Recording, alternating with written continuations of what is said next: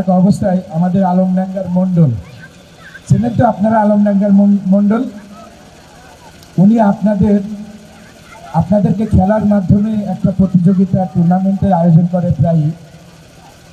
দয়া করে আপনারা এই টুর্নামেন্টের মাধুর্যটা বোঝার চেষ্টা করবেন। যেমন এখানে অনেক সময় অনেক কথা হলো যে খেলাধুলা করলে ছেলেদের মনন শক্তি বাড়বে, নেশার প্রতি আকর্ষণ থাকবে না, ভালো হবে, সমাজে কাজ করবে। বিষয়টা যেন এমন না হয় যে নেশাও করলাম খেলাও করলাম।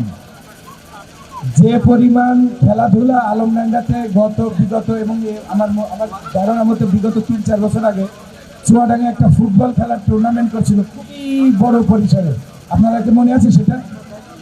এত খেলা যেখানে হয়, এত খেলাধুলা, এত টুর্নামেন্ট, এত ভালো কিছু হয়, সেখানে তার থেকে বেশি যদি মাদকের দৌড়াতে হয়, আমার তো এটা কষ্ট লাগে। তাহলে এই খেলাধুলা, এই আয়োজন, এই টুর্নামেন্ট, এই আপনাদের সাথে আনন্দ, এটার লাভ কি হলো? আমাদের মণ্ডল ভাই 24 ঘন্টা মনে হয় যতটুকু না ঘুমায়, তার থেকে তার বেশি থাকে এই খেলাধুলায়। তারই বা জীবনের অ্যাচিভমেন্ট কি হলো?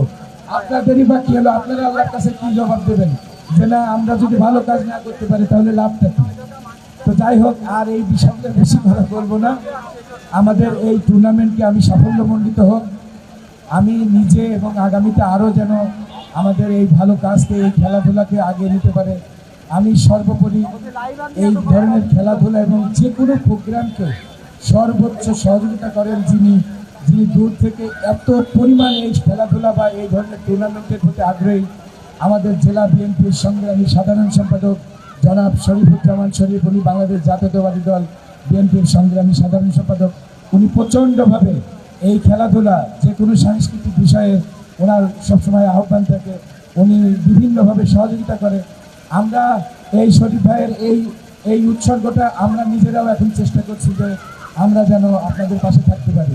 তবে একটাই অনুরোধ, যে ভালো কাজ, যে খেলা, যে কাজগুলো করবেন, এইটার একটা সুফল যেন সমাজে আপনারা রাখেন।